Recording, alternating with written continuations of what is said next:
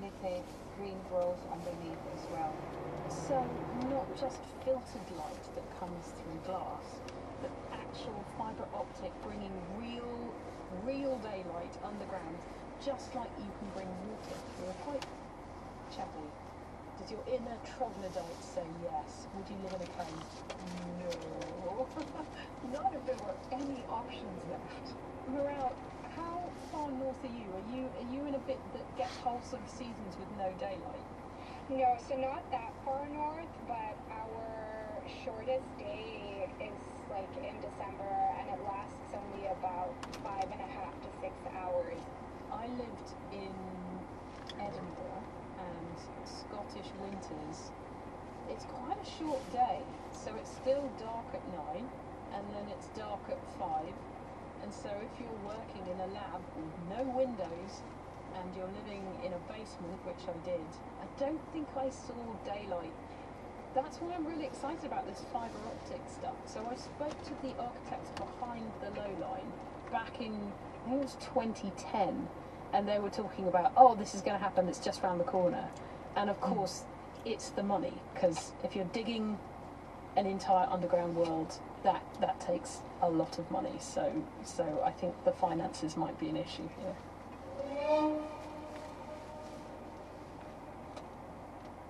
My flatmate once told me that if you own your home, a depressingly large amount of your time will be spent trying to stop water getting places it shouldn't be and making sure it stays where you want it.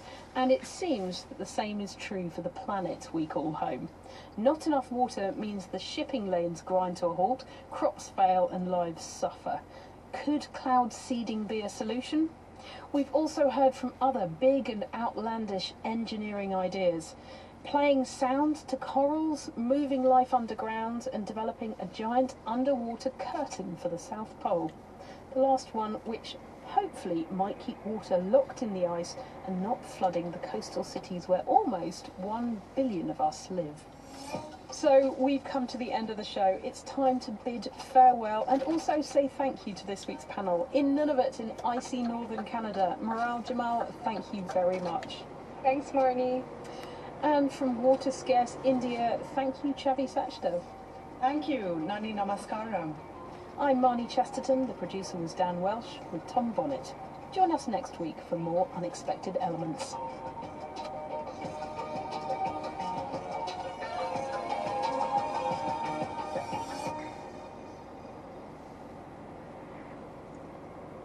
This is the BBC World Service, looking into Oregon's radical drug decriminalisation policy. I've been speaking to lawmakers and people who work and live on the streets at the coalface of the state's drug crisis. There's been a 1,500% increase in fentanyl overdose deaths. A reckoning with drugs in Oregon. Tuesday at 9:30 and 20 GMT. Or listen now wherever you get your BBC podcasts. In half an hour, join Claudia Hammond for Health Check. Today we hear the story of the man who had polio and chose to continue living in an arm lung until he died at the age of 78, even when alternative ventilators became available. The newsroom is next. This is the BBC World Service, the world's radio station.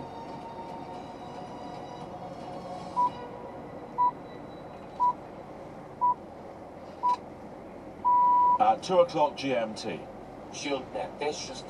Both Putin and his gang are trying to shift responsibility onto someone else. Instead of dealing with his citizens, Putin was silent, thinking about how to link the events to Ukraine. President Zelensky reacts furiously to Russia's accusations in the aftermath of the deadly attack in Moscow. We have the latest from the Russian capital, Washington and Kyiv. Also coming up on the newsroom with Nigel Adderley. The UN renews its call for an immediate ceasefire in Gaza. A ground intervention in Rafah would be a humanitarian catastrophe. This is time a humanitarian ceasefire takes place. And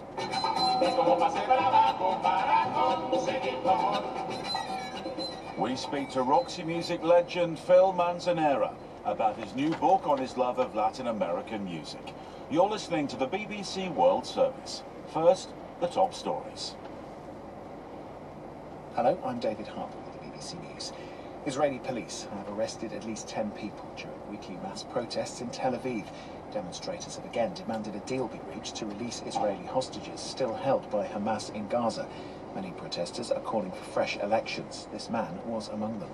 I think that the government is responsible and should take the responsibility, and then that's why we need to go back to election. I think Prime Minister Netanyahu has shown for many years now that he's not leading Israel to the right place.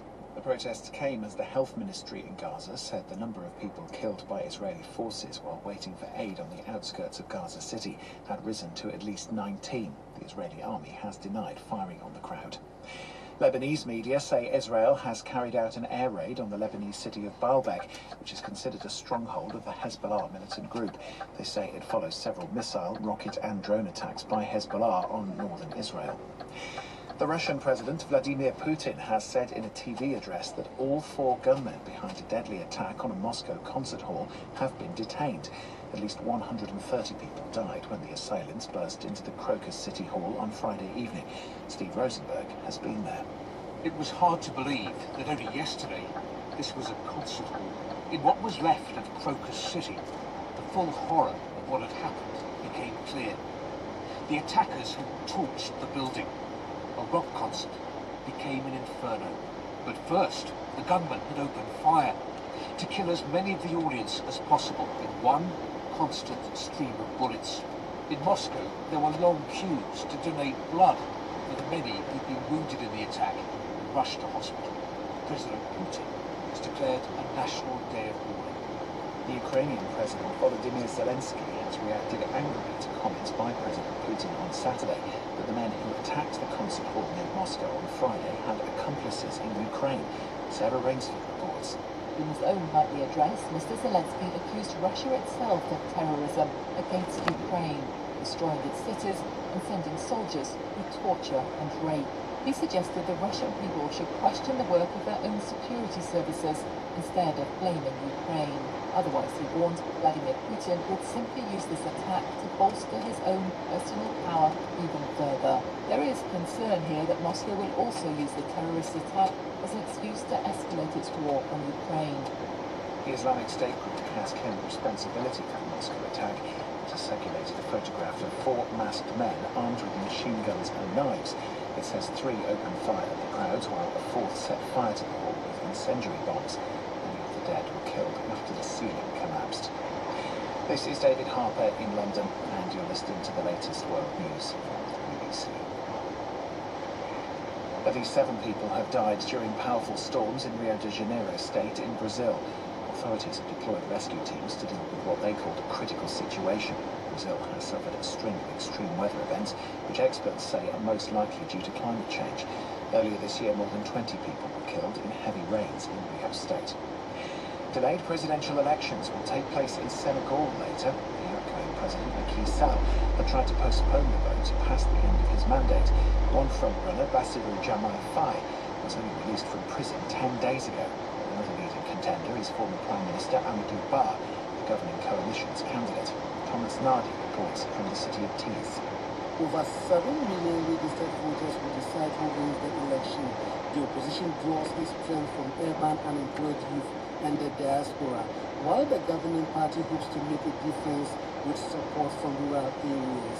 Senegal is one of Africa's most stable countries.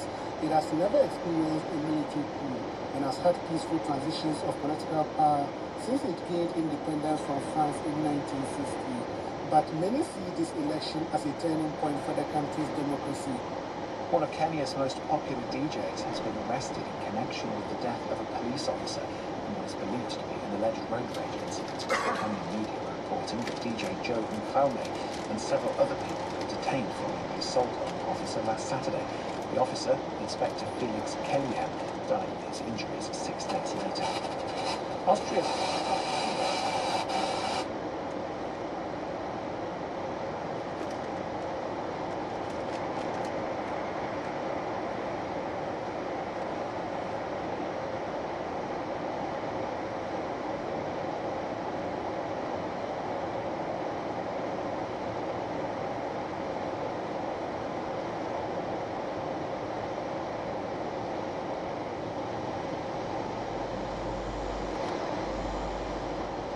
World Service with me, Nigel Addy. The Islamic State group has released a graphic video of what appears to be the attack at Crocus City Hall in Moscow via the media channel Telegram. The images match up with those of witnesses in the auditorium. Earlier, the Russian President Vladimir Putin vowed to punish those who were behind what he called a barbaric terrorist attack on the venue that killed at least 133 people. He also said Russia had arrested 4 gunmen who he claimed were trying to flee to Ukraine. Kyiv has strongly rejected any link with the violence. We'll be assessing reaction to the act from both Washington and Kyiv shortly. But first, our Russia editor Steve Rosenberg reports from the scene on the attack in Krasnodar. In what was left of Crocus City, the full horror of what had happened became clear.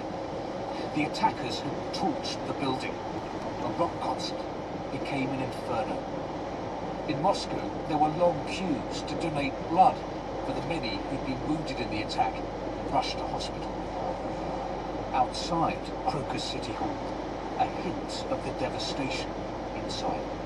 The first thing you notice here isn't the sight of the building, it's the smell. The air is thick with smoke because the concert hall was burning all night. The next thing you notice, people are bringing flowers, creating a makeshift shrine to the dead. Margarita knows she's lucky. She was in the building when the shooting began. When I got home, I hugged my children, fell to my knees and said, I can't begin to describe what happened there. They were shooting at us. I was hysterical. My husband could barely watch. The children were terrified. They just hugged me. But so many died here. There were so many victims of the deadliest attack in Russia in 20 years. President Putin has declared a national day of mourning. Steve Rosenberg in Moscow. And the attack there has thrown up many questions, not least, why did Russia not appear to take seriously US intelligence report about a potential attack like this in the city? Here's our Washington correspondent, Wilbur.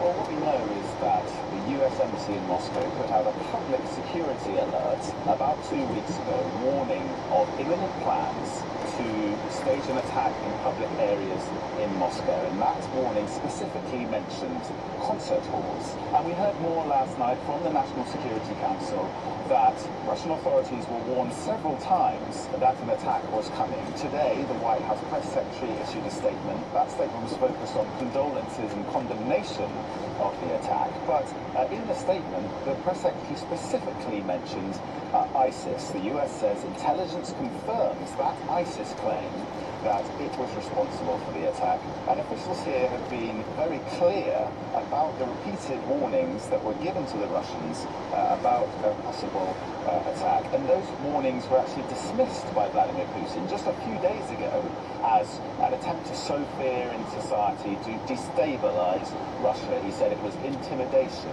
by the West. But I think in the days ahead, we're going to see increased efforts by US officials to push back against that message we saw from Vladimir Putin when he seemed to suggest that Ukraine is somehow involved in this attack. And I think the concern now in Washington will be that Vladimir Putin could somehow use this horrific tragedy to ratchet up the conflict in Ukraine even further. Will Vernon outside the White House. The Ukrainian President Volodymyr Zelensky has condemned President Putin's claim that the men who attacked the concert hall near Moscow have accomplices in Ukraine. In his nightly address, Mr. Zelensky said Moscow is predictably seeking to divert blame over the incident. What happened on Friday in Moscow, it's obvious that both Russian President Vladimir Putin and his gang are trying to shift responsibility onto someone else. They always use the same method. It's already happened. Instead of dealing with his Russian citizens and addressing their concerns, Putin was silent for the whole day, thinking about how to link the events to Ukraine. Everything he does is completely predictable. Sarah Rainsford is our correspondent in Kyiv, and I asked her if people there were scared that Russia will use what's happened in Moscow as an excuse to increase their attacks on Ukraine. I think, in Ukraine, they know that the truth doesn't matter in Moscow and that this could very easily be used as an excuse to escalate the war. I think, it's worth mentioning that Vladimir Zelensky's statement tonight was pretty angry.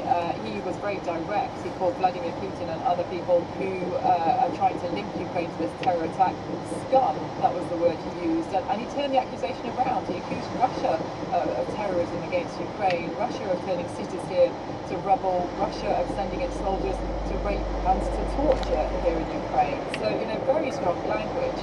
And also earlier I spoke to a representative of Ukrainian military intelligence who told me that the very idea, the specific claim that the people who carried out this terror attack in a Moscow concert venue would then try to flee towards the Ukrainian border, he told me that was absurd. He said it would be suicidal or stupid because, of course, that border is teeming with Russian soldiers and with security forces. It's an active frontline, and there's pretty considerable anger about it.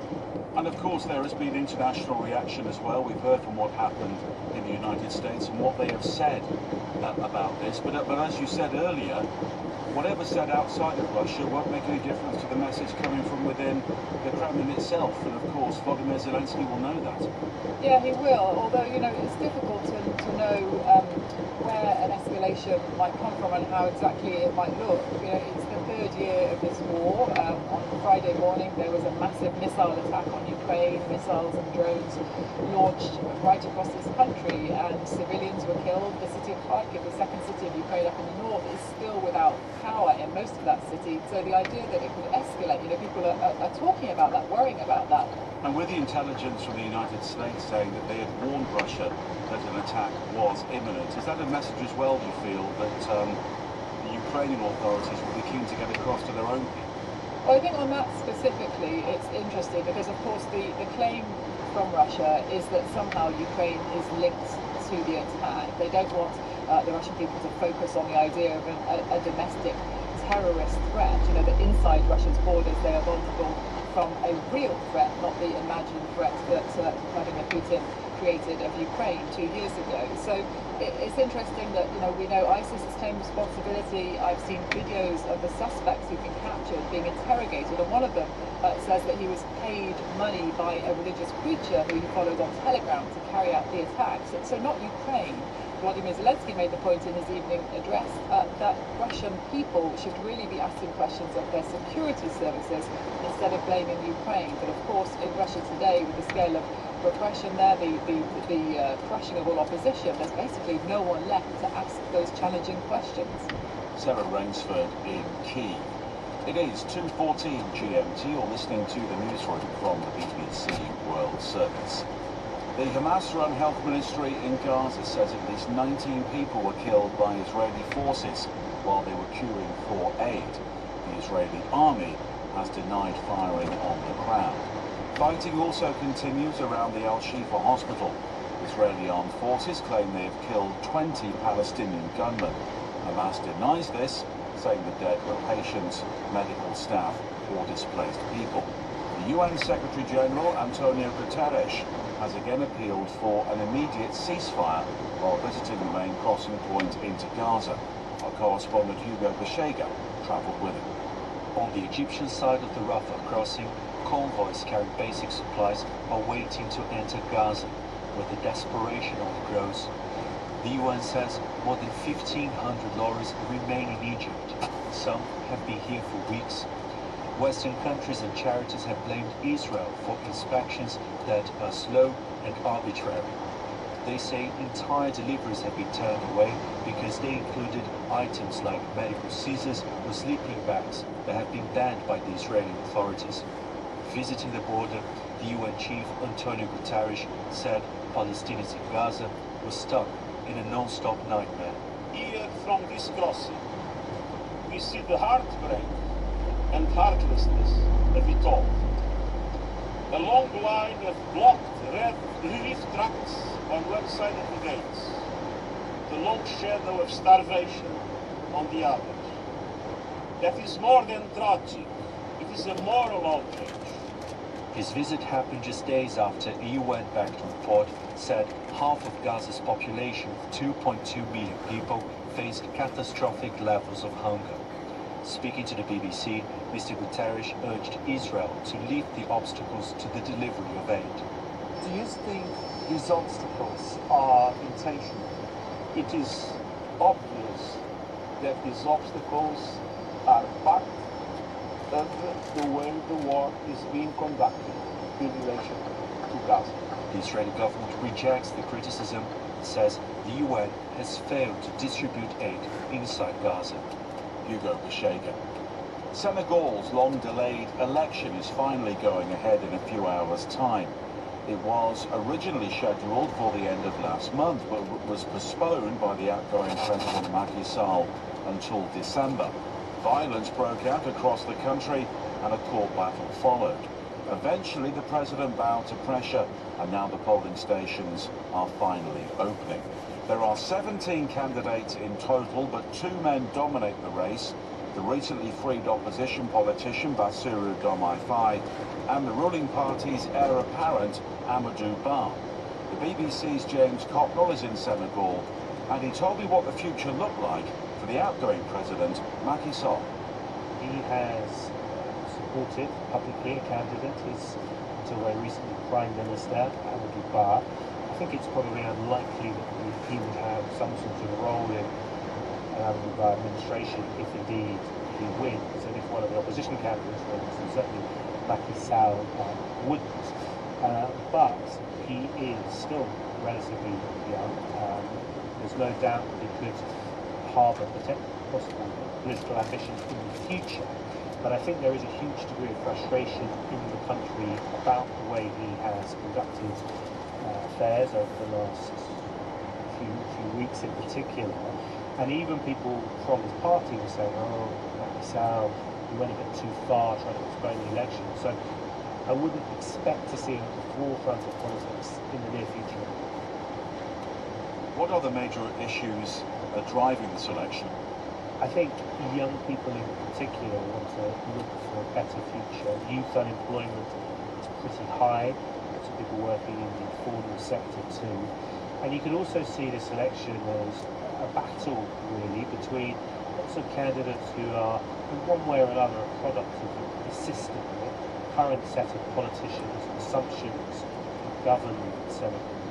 And then there is a sort of radical type of change being proposed by others, in particular by another one of the frontrunners, Bassirou Diomaye Faye. He wants to, for example, consider getting rid of the national currency, which is linked to the euro and shared by several other West African countries. And considering everything that's happened over the last few months and what may lie ahead, in terms of a healthy democracy, where does Senegal lie in Africa and also beyond?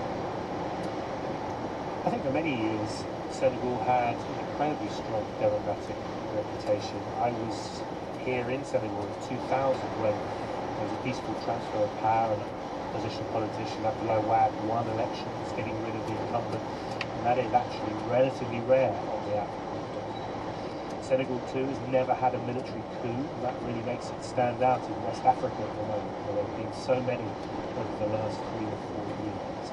So that is another reason why this election is so important for Senegal to be able to say, yes, our democracy actually is strong, it is functioning. James Copnell in Senegal. And we stay with elections because it's looking increasingly likely that the Speaker of Slovakia's parliament, Peter Pellegrini, and the former Foreign Minister Ivan Korčok will contest the second round of the presidential election there in 2 weeks' time.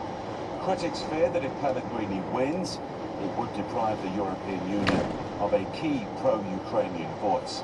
The BBC's Rob Cameron has been following the story. The shape of this contest is now clear. Peter Pellegrini heads one of the 3 parties in Robert Fico's populist nationalist coalition. Critics worry that President Pellegrini would do nothing to rein in Mr. Fico, who's busy dismantling Slovakia's criminal justice system and public media and presenting a more friendly face to Moscow. seasoned diplomat Ivan Korchok promises to protect the country's democratic institutions and continue articulating Slovak support for Ukraine's war effort. Rob Cameron.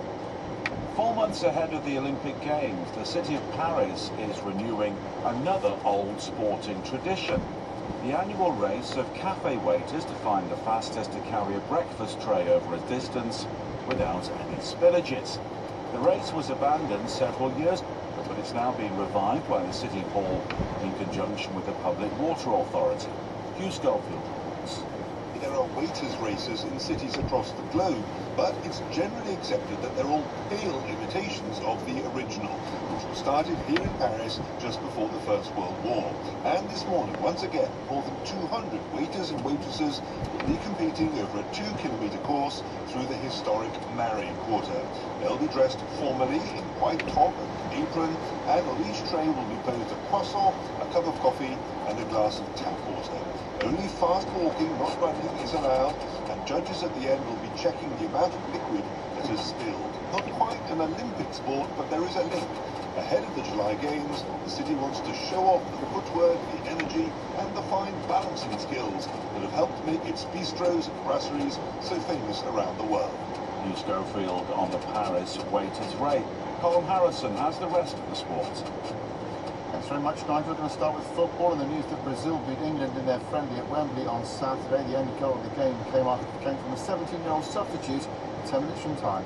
Andres Pereira, the goal headed into it. Now through the middle with Vinicius. Vinicius with a chance, it bounces to Hendrick, who might have been in an offside position. No, the flag stays down. And Hendrick, the 17-year-old, destined for greatness, scores his first goal for Brazil here at Wembley Stadium against England, and it is 1-0 to Brazil. There was another high-profile friendly in Lyon where Germany beat France. They won 2-0 with goals from Florian Wirtz and Kai Havertz. Wirtz scored after only 7 seconds, but still wasn't the quickest goal of the day. Actually in Bratislava, where Christoph Baumgartner scored after only 6 seconds, sending Austria on the way to a 2-0 win over Slovakia. Canada and Costa Rica have qualified for this year's Copa America in the USA. In their playoffs, Canada beat Trinidad and Tobago 2-0. Costa Rica beat Honduras 3-1. Top seed Iga Swiatek gets through to the third round of the Miami Open after thrashing Italy's Camilla Giorgi for the loss of just 2 games. Naomi Osaka, who lost to Swiatek in the final 2 years ago, is also through to the third round after beating Elina Svitolina 6-2, 7-6. And there have been wins for the top 2 seeds in the men's draw. The 2022 champion Carlos Alcaraz beat fellow Spaniard Roberto Carballes Baena 6-2, 6-1, and Yannick Sinner, last year's runner-up, beat fellow Italian Andrea Vavasori 6-3, 6-4. And finally a reminder that Max Verstappen is on pole for the Australian. It's underway in around 90 minutes from now. Nigel. Colin Harrison. The guitarist of Roxy Music, Phil Manzanera, has had a very long and successful music career. He's been sporadically involved with the band fronted by Brian Ferry for over half a century, and has also worked with legends such as David Gilmour of Pink Floyd and Robert Wyatt. But as the Spanish-speaking son of a Colombian mother, he's also produced and played with a range of bands from Latin America, which is documented in his new memoir, Revolution to Roxy. He spoke with the BBC's Paul Henley about memories of living in Cuba and how it influenced his music.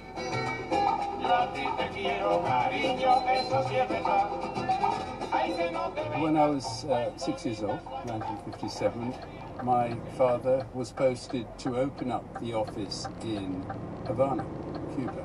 My mother was Colombian, and I went from black and white London to Technicolor Havana, palm trees, blue skies.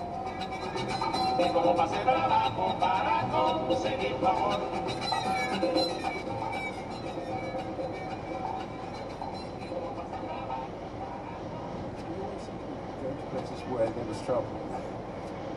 So you assume your father in some way worked for the agencies? We went and found his letters up at Churchill College. There were things like, go to this particular bookshop in Charing Cross Road, buy 2 copies of this book, send it to you. Well, that's straight out of Graham Greene. And your memories then of being there when Castro came to power, what was that like? We watched him come into Havana on the telly. We lived opposite the chief of staff of the dictator Batista. In our garden, there was a gun battle, and they were attacking his chief of staff who lived opposite us. And we were on the bathroom floor, pressing our faces against the mosaic tiles, and I can remember it. Cuba, of course, was also, I think, where you got your first guitar. My mum started having guitar lessons. Being an inquisitive 6, 7-year-old, I come up and start pulling the strings and all that. And so she taught me what's called basic acompañamiento. And Cuban songs, and if I hear them being played, I start singing along. And what a career it's been. Roxy Music is the best known.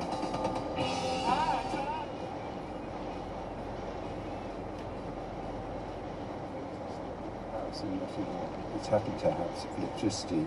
And they say, oh, Dave hasn't turned up. Do you fancy you want to go? I had a sort of inkling that something might be up, so I had learned all those songs. And then I just rattled through all the songs, and they said, oh, do you want to join?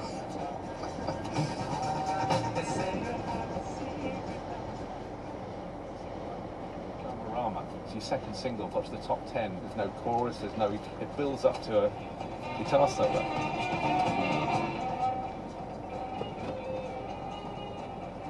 My passion was very much in those first 2.5 albums, really. And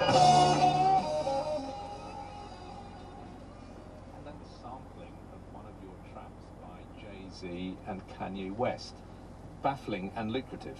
So I was driving down Ladbroke Grove with my son, and the phone went, and it was a guy from Rockefeller Records, and he said, oh, Jay-Z and Kanye West, they've sampled your guitar riff.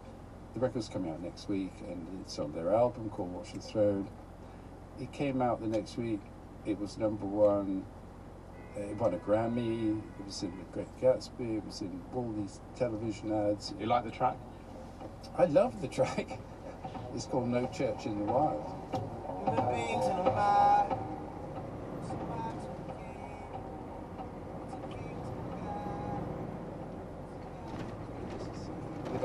devoted about 2 minutes watching the telly in 1975, and then all that funny little bit of twiddly-widdly guitar made more by association with those two than, the whole of the Roxy.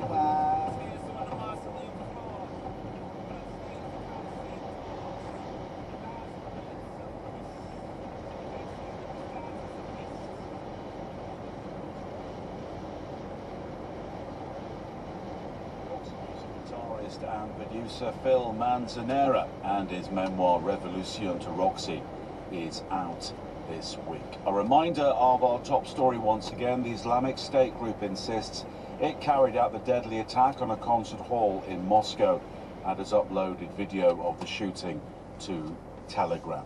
And you can get more on the top stories on the Global News podcast. But that's all for now. Thanks for listening.